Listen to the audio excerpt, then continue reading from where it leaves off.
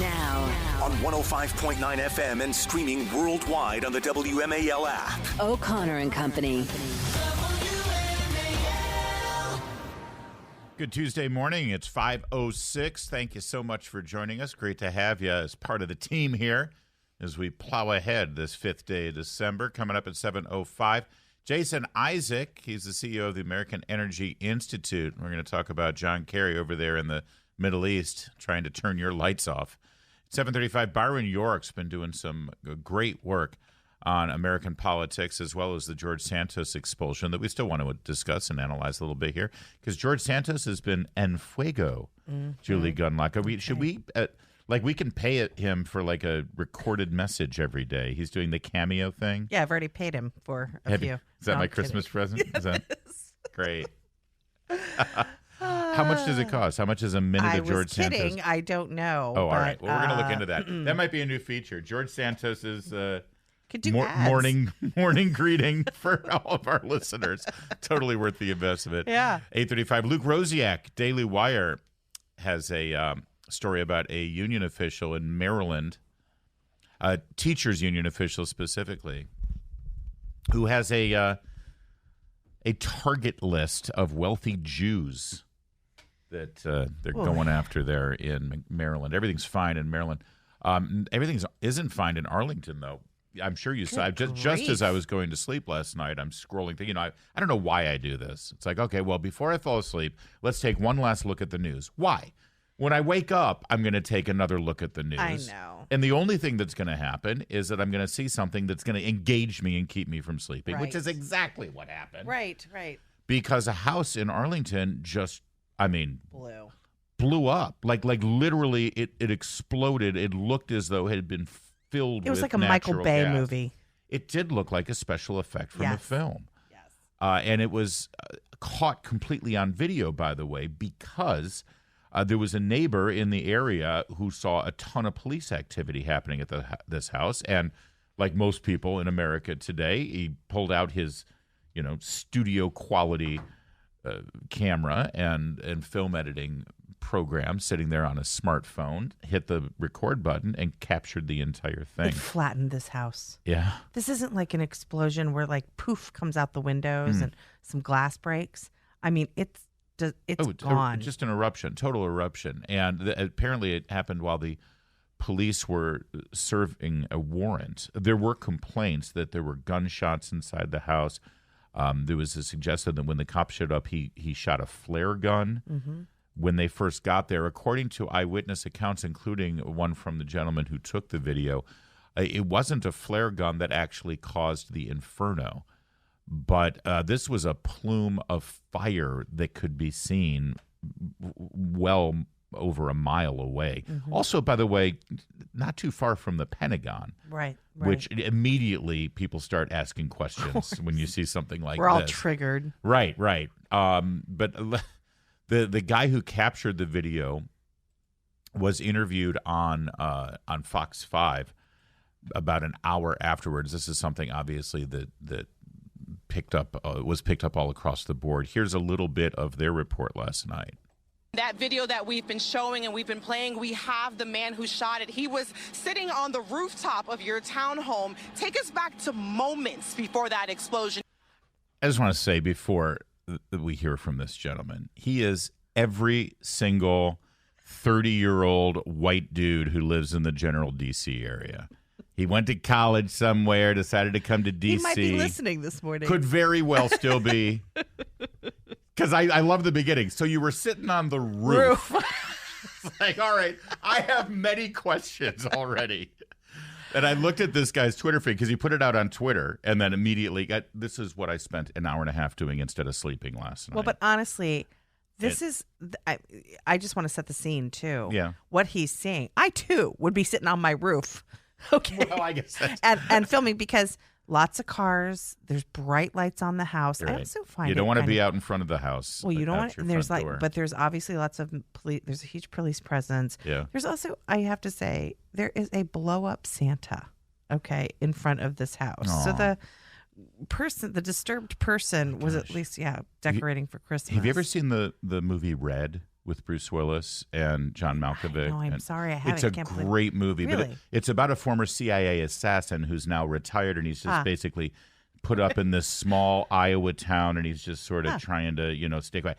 And it begins, he looks around in his cul-de-sac, and all of the houses have Christmas decorations. This guy's a CIA assassin, isn't he? So the next thing, he gets a box Tries to be normal. right, and he puts Christmas decorations all over the house. But then that night, the bad guys come to get him, and they shoot the house Well, I know up. what I'm watching tonight. I'm thinking this is what's Another going. Bruce Willis Christmas movie.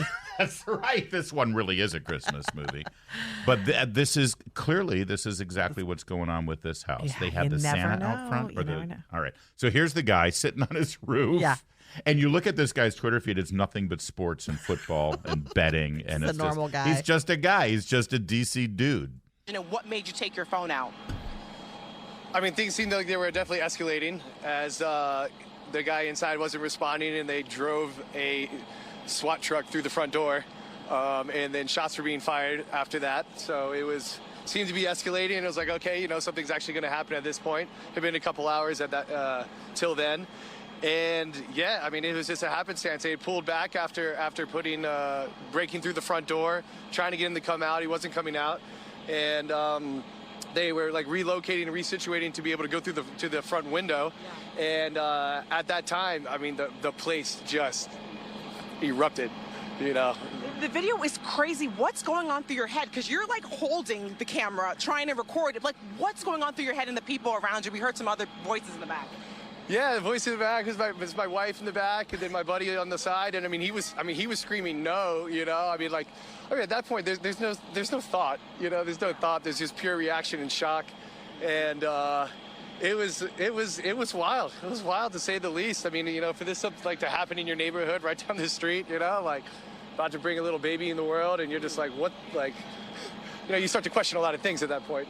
I'm not sure what he's questioning, but that's Alex Wilson, by the way. That's the name of the eyewitness who caught this phenomenal video. And obviously, a lot of questions need to be answered about what was going on in that house, what was happening with this individual. You said that he was had some mental issues, which it appears He has a long to be. record. Does he? Which, again, if he had a firearm, what in the world was he doing with a firearm? And again, there are laws in place to ensure that insane people do not have firearms. And so it's, again, I think this will be quite the investigation. Apparently, this was the police are saying that this explosion was caused by the discharge of a flare gun. Well, that's why. And did he turn the gas on, or Well, that's an interesting part of it, because that's the thing. Did he turn the gas on and throw out the pilot light? Was he going to commit suicide? Yeah. Was he suicidal and he was going to utilize that? I don't know.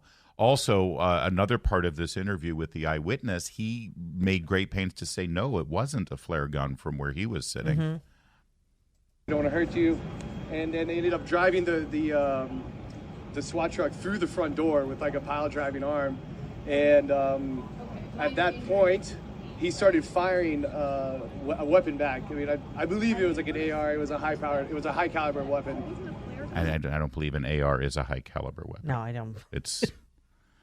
I don't think so. But all right, so let's just take it with a grain of salt here. Not a flare. They shot flares at the beginning. He was not shooting flares near the end. They started returning fire with non-lethal weapon, with a non-lethal. They kept saying non-lethal. They're shooting a shotgun back into the windows, blasting out the windows a little bit, and then at that point they reversed the truck back. They kept trying to yell to him. He sounded like he was trying to say something back, but they were like, "Look, we can't hear you. Please come out. Please come out. You won't get hurt." And at that point, they reversed back and they changed the angle of the truck, and they were going to try to take out the front window there. Tell them to back up from the window. And at that point, they were driving forward to the window, and that's when the whole place went up. An unbelievable story, and we'll see what more questions will be answered, hopefully, about who this person was, what was going on in that house, what actually caused the explosion, because a flare gun doesn't make a house explode. There's got to be something that the flare gun ignites. If it was a flare gun, here we've got the eyewitness who made the quintessential video of the moment who says, no, at that point there were no flare guns. He was just shooting a regular weapon. We'll see. But an astounding moment in Arlington, and if you haven't seen the video as you're waking up this morning, you should check it out. We will it's Alex Wilson's video, but we'll get it out there on our social media. I mean, as well. It's everywhere. It really was like a Hollywood sort of It looked like a special effect that had been planned. And it really did. So that the CIA assassin could escape through the tunnels underneath. I'm just saying. Read the room. Don't you know where we live? That blow-up Santa was not enough cover for that guy. It's 5:16. Let's get to Steve. Making sense of the markets, because generational wealth doesn't build itself. Download the WMAL app to stream us for free. So we have a story out of Atlanta, Georgia, where a teacher has been dismissed. It's right outside of Atlanta. A teacher has been dismissed for reading an inappropriate book to her fifth grade students. I was about to say her. I'm not sure that it's necessarily a female teacher. Is it? I think I do have.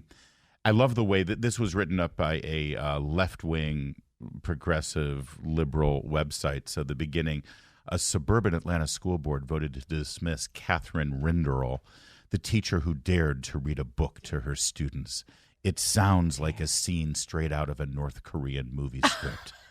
God. But it's true. Would you just read something about North Korea? They kill you in North Korea. Right. You're happy if you get fired, right? Yeah. Well, it also, they're not really reading books in the schools right there, I don't think. Anyway, the book is called My Shadow is Purple.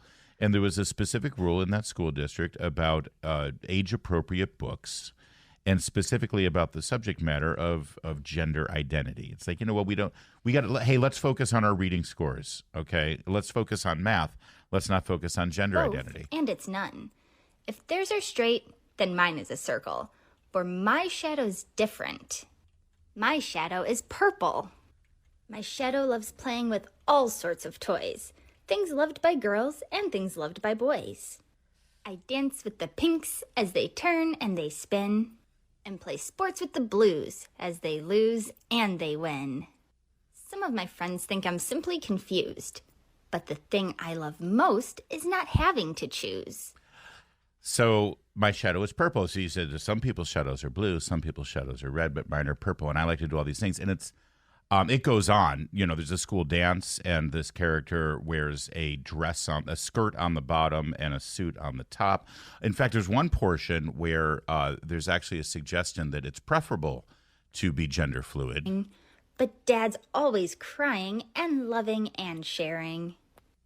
Why can't I love sport and dancing and trains? And ponies and glitter and engines and planes? Why must I choose and exclude all the rest? I love choosing both because both is the best. You see, it's preferable to not choose one or the other, as if you can choose. And actually, it sets up the construct that one does choose whether they're male or female.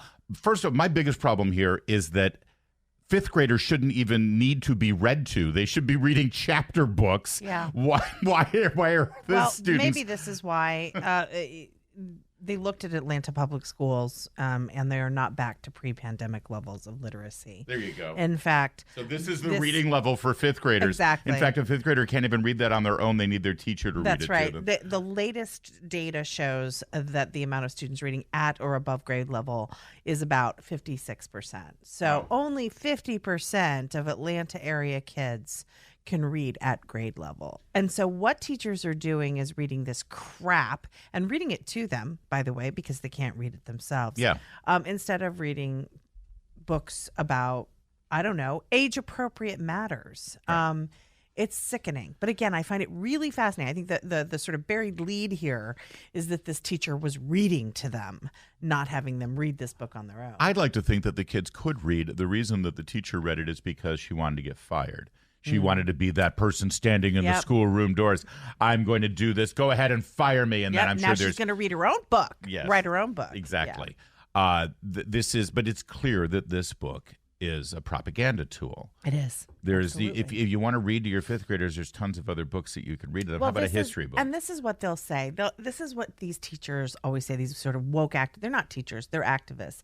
They always say, we're not teaching gender issues. We're not teaching CRT because there isn't in the syllabus. There's not a sort of now is the hour for gender theory. Now is the hour for CRT. Right. It's woven in. So reading time, they'll choose what they won't choose a classic book. That's an English Narnia. Lesson they were doing. Okay, no. They'll choose this purple baloney book. Right? Narnia, that's a great point. When I was in fourth grade, we were reading Lion, the Witch, and the Wardrobe. Right. And this is less than a Dr. Seuss book that you would read in first grade.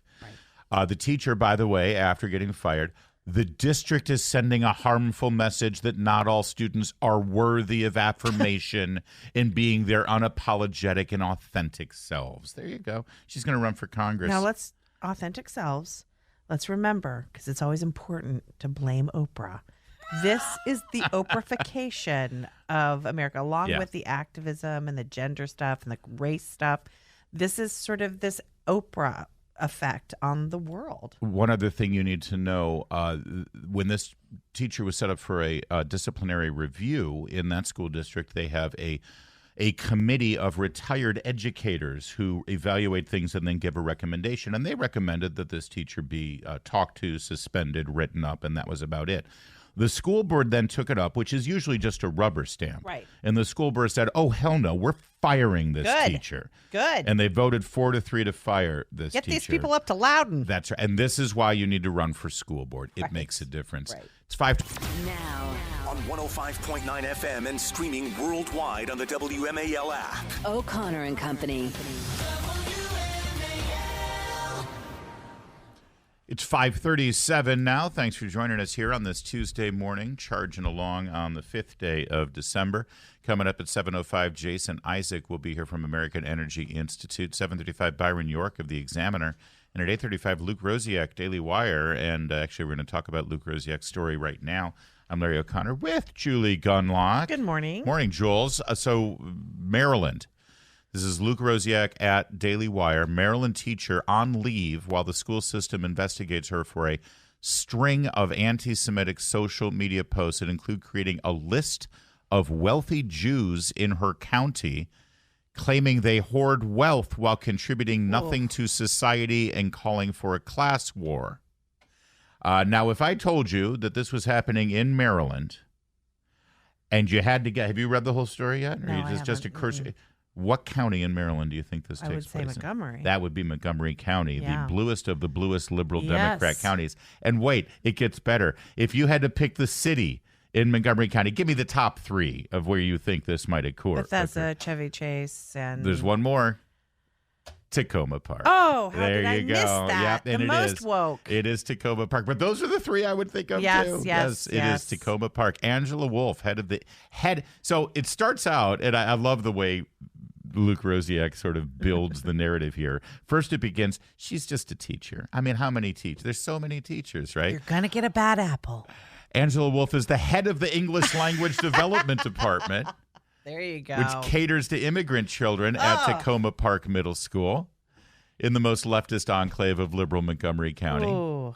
She was temporarily removed from school. She remains a board member of the Montgomery County Education Association. So it's not just a Maryland teacher. And don't forget, the Montgomery County Education Association is the union. That's right. And so she's not just a teacher. She's also the head of the English Language Department at the middle school in Tacoma Park. And she's on the board of the Teachers Union in Montgomery County. Yes, it is a teachers union that represents 14,000 teachers in the county. Her Facebook post, and this is what is amazing. It's like, I have no doubt there are many people out there who harbor racist and anti-Semitic feelings, right? And or thoughts or beliefs. I mean, you'd be naive to think that doesn't occur. Sure. What kind of monster are you to have the hubris and arrogance and ignorance to publicly post things like this on Facebook under your name and then play victim if you get called out on it? This is the thing, Larry. What's so weird since October 7th is you get the sense that people have been tamping down or keeping these thoughts private. Yeah. And now they're just out in the open. It is creepy how bold people have been with their anti-Semitism. And let's be clear. They're leftists. Of course. They're leftists. Like 100%. I've been told about all of my dog whistles that I'm guilty of. Yes. Dog whistles, literally, you can't hear a dog whistle, right? Oh, that's an anti-Semitic dog whistle. What the hell are you talking about? No, these people have a blowhorn. Oh, yeah. No. They're blowing their trumpet from the rooftops about their anti-Semitism. Her Facebook posts include a drawing of an Israeli tank pointing a tank's gun at babies in a hospital and saying, enemy in sight. Folks are angry at the wrong people, she posted in December. Dan Snyder, $2.6 billion, Montgomery County, Maryland. Bernard Saul, $3.2 billion, Montgomery County, Maryland. David Rubenstein, $3.4 billion, Montgomery County, Maryland. Ted Lerner, $4.8 billion, Montgomery County, Maryland. Mitchell they're all Jewish people. Yes, there you go. All Jewish millionaires in Montgomery County. None of these people invented anything useful or have done a damn thing to further the needs of communities. They're the gluttons and thieves. They accumulate this kind of wealth through abusing workers during the. Honestly, this is basic Bernie Sanders Democrat Party rhetoric. You're right. Absolutely. Yep. And it just turns out she happens to focus all against Jews in Montgomery County, Maryland, that pay the taxes and keep her employed at the school system. And she is a teacher that focuses on immigrant children. Just despicable. In response to criticism, she claimed, referring to the group of people with names like Rubenstein, that she had no idea these billionaires were Jewish. What? They're all Jewish? So anti-Semitic and dumb. Got it. She said they use her. I'm going into the post. When someone else criticized her for anti-Semitic posts, she responded by calling former Donald Trump a scumbag. Okay. On November 30th, Tacoma Park Middle School principal Aaron Martin wrote a letter to parents to address a series of anti-Semitic online posts that appear to have been made by a staff member at our school. Her name and face, I'm like, that's the beauty of Facebook. You know exactly who posted it because she literally puts her name and face right next to all of the things that she posted. Luke Rosiak will join us to talk about the story coming up at 8:35. But this is... Well, and it's important to point out, she's on leave. She hasn't been fired. She's still getting and paid. she is still a executive member of the school board in Montgomery County. Yeah. So, everyone who hears this story and says, well, yeah, they've done something. No, they haven't. No. She should be fired and she should be removed from the teachers union. This is sickening. Now, she could be a right-wing Republican for all we know. She criticized Trump, so maybe not. Well, maybe she's a never-Trumper. Maybe. But I'm pretty sure she's a future at the Democrat. bulwark. I would love why. So here's how this game is played, because I've seen this game played when it's a Republican. Every single journalist in this town should be knocking on Jamie Raskin's door. This is Jamie Raskin's constituent. In fact, I'll ask Luke Rosiak. I bet she's campaigned for Jamie Raskin. I bet she's been to Jamie Raskin fundraisers. It's the teachers union after all, and she's on the board.